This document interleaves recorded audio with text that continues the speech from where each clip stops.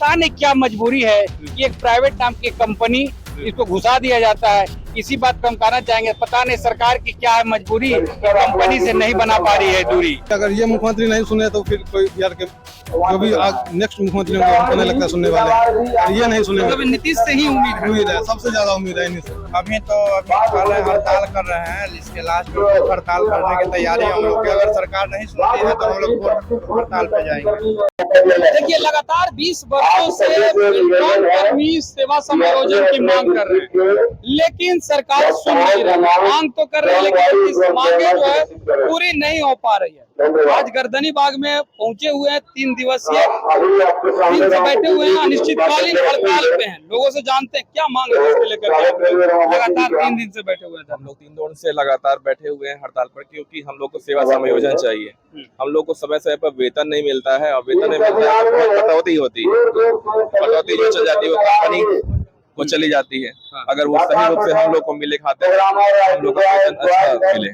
लेकिन अगर बात की जाए तो लगातार 20 वर्षों से सेवा समायोजन की मांग कर रहे हैं, लेकिन सरकार सुन नहीं रही है। क्या लगता है अब सुनेगी? हम लोग अपनी मांग रखते हुए रिक्वेस्ट करते हैं बार बार। हम लोग जब तक नहीं सरकार हम लोग की मांग पूरी करती है तब तक हम लोग धरना ही करेंगे। हम लोग रिक्वेस्ट ही कर सकते हैं। चलो, क्या कहिएगा? लगातार सेवा समायोजन की मांग कर रहे हैं, लेकिन सरकार सुन नहीं रही है। हम लोग अभी हड़ताल कर रहे हैं, इसके लास्ट में हड़ताल करने की तैयारी हम लोग की। अगर सरकार नहीं सुनती है तो हम लोग हड़ताल पे जाएंगे।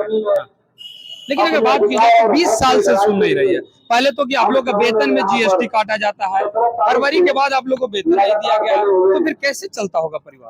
हम लोग क्या करें, हम लोग तो कर्ज में डूबे हुए। 4वां महीना चल रहा है, हम लोग पंचायती राज विभाग है, अभी तक हम लोग को वेतन नहीं मिला। नहीं मिला, हम लोग तो कर्जा में डूबे हुए। धमकी भी दी जाती होगी, दिया जाता है कि अगर टाइम पे नहीं आइएगा तो आपको वापस भेज दिया जाएगा।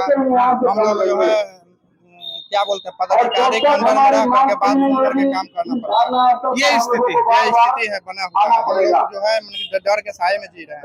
लेकिन अगर बात हम लोग को खुद हो गया, हम लोग 4वां महीना चलने जा रहा है। फरवरी के बाद आप लोग को फरवरी के बाद अभी तक बंद है। परिवार कैसे चलता है? परिवार बात हो रहे हैं, कर्ज में डूबे हुए हैं। कर्ज में डूबे हुए, दूसरे से लेकर के हम लोग को परिवार चलाने पड़ता है। क्या मांग है सेवा समायोजन के जरिए? सेवा समायोजन हम लोग को सरकार से ही मांग है कि सबसे पहले हमको सेवा समायोजन करें और विभाग से डायरेक्ट हम लोग को वेतन भुगतान करें, जिससे पेमेंट मिलने में जो हम लोग को कठिनाई होती है, जो देर होता है, वो हम लोग को टाइम पे मिले। लगातार 20 वर्षों से जो है नीतीश सरकार है, लेकिन आप लोग का सेवा समायोजन के बारे में नहीं कर रहे, क्या कहिए? देखिए, सरकार से मेरी यही अनुरोध है कि वो हम लोग की बात को सुने जल्द से जल्द, उस पर संज्ञान ले। क्योंकि अगर हम लोग ऑफिस नहीं जाते हैं तो बहुत सारी कामें ऐसी है जो पेंडिंग रह जाती है। सरकार भी ये देख रही है, बहुत दिनों से देख रही है, लेकिन फिर भी अगर वो अगर हमारे बारे में नहीं सोच रहे तो फिर तो दिक्कत की बात है। सरकार को ये पता है, इसकी जानकारी है, इसके बावजूद क्यों नहीं दिया जाता है? जबकि आप लोग का वेतन फरवरी के बाद से ही नहीं मिला है। दूसरी बात, जो वेतन मिलता है उसमें भी जीएसटी काट लिया जाता है। बिल्कुल, ये तो ये चीज बहुत देर से सरकार के बीच में चल भी रही है। ये सवाल विधानसभा में भी उठा था, ठीक है, लेकिन उस पर अभी कोई कारण या लेकिन नीतीश कुमार के द्वारा बताया गया, माननीय मुख्यमंत्री के द्वारा, कि ये चीज जो है गलत है जीएसटी के बारे में, ये हटना चाहिए। इसके लिए जो भी है वो फाइल शायद बढ़ा हुआ है, लेकिन आप देखिए उसको क्या निष्कर्ष निकलती है। तो क्या लगता है सरकार इस बार सुनेगी या फिर कुछ बड़ा आंदोलन? तो है, क्योंकि अगर ये मुख्यमंत्री नहीं सुने तो फिर कोई बिहार के जो भी नेक्स्ट मुख्यमंत्री होंगे हमको नहीं लगता सुनने वाले हैं। और ये नहीं सुने, मतलब नीतीश से ही उम्मीद है, सबसे ज्यादा उम्मीद है इन्हीं से। इसके बाद किसी से उम्मीद नहीं, ना के बराबर। अगर इनके समय में नहीं हो पाया फिर कभी नहीं हो भी नहीं पाएगा। चलिए, इस वर्षों से सेवा समायोजन की मांग कर रहे हैं, लेकिन सरकार सुन नहीं रही है। सर, इसकी स्थिति सरकार की मंशा ही गलत है। बेल्ट्रॉन के द्वारा बजाते सरकारी वैकेंसी निकलती है। बेल्ट्रॉन एक गवर्नमेंट का निगम है, वो कोई प्राइवेट संस्था नहीं है। बेल्ट्रॉन एक आईटी डिपार्टमेंट का एक पार्ट है। उस डिपार्टमेंट से वैकेंसी निकाला जाता है। वैकेंसी निकालने के बाद वो सारे मापदंड, जो उसका परीक्षा शुल्क होता है, जो उसका क्राइटेरिया होता है, हिंदी, इंग्लिश टाइपिंग, एमसीक्यू, सारा कुछ एग्जामिनेशन देकर एक पैनल का निर्माण किया जाता है, बेल्ट्रॉन के द्वारा की जाती है। ये सारे भूमिका करने के बाद उसमें से जो उत्तीर्ण साथी होते हैं उनका एक पैनल निर्माण किया जाता है, सारे आरक्षण कोटि, सारा कुछ को निर्णय, सारा कुछ को देखते हुए उसके बाद जिस विभाग में अधियाचना होती है सचिवालय के विभिन्न विभागों में, उसमें वहां पे उसको भेजा जाता है। लेकिन इस भेजने के क्रम में सरकार के द्वारा पता नहीं क्या मजबूरी है कि एक प्राइवेट नाम की कंपनी इसको घुसा दिया जाता है। इसी बात पे हम कहना चाहेंगे, पता नहीं सरकार की क्या है मजबूरी कि कंपनी से नहीं बना पा रही है दूरी।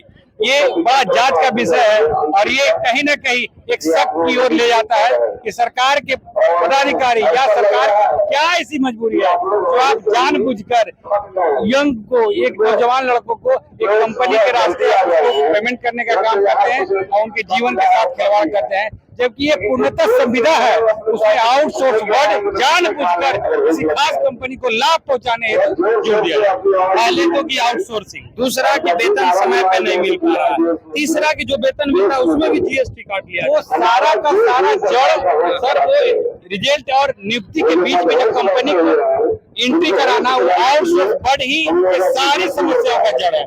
जब तक ये सरकार उस कंपनी को अलग नहीं करेगी, क्योंकि वो डाटा एंट्री ऑपरेटर या किसी भी बिल्टोन कर्मी के द्वारा नहीं किया जाता, वो पूर्णतः बिल्टोन के द्वारा किया जाता है। उसका सिलेक्शन किसी भी ना डाटा एंट्री ऑपरेटर ना प्रोग्रामर यानी कि जितने भी ये कर्मी हैं उनके द्वारा नहीं किया जाता है। वो पूरी तरह से बिल्टोन के क्षेत्राधिकार में वो किसी भी कंपनी को ले आती है और उसका सिलेक्शन वो करती है। इसमें वो अपना वेतन, अपना काम कम करने के लिए वो कंपनी का निर्धारण करती है और उसके बाद वो कहती है कि आप उसके कर्मी हैं। तो यह है तमाम बेल्ट्रॉन कर्मी जिनकी मांग है कि समायोजन किया जाए। लगातार 20 वर्षों से मांग कर रहे हैं, लेकिन उम्मीद भी है तो सिर्फ नीतीश कुमार से कि नीतीश कुमार समायोजन कर दे और 11 सूत्री मांग जो है वो पूरा कर दे। फिलहाल इस खबर में इतना ही, धन्यवाद।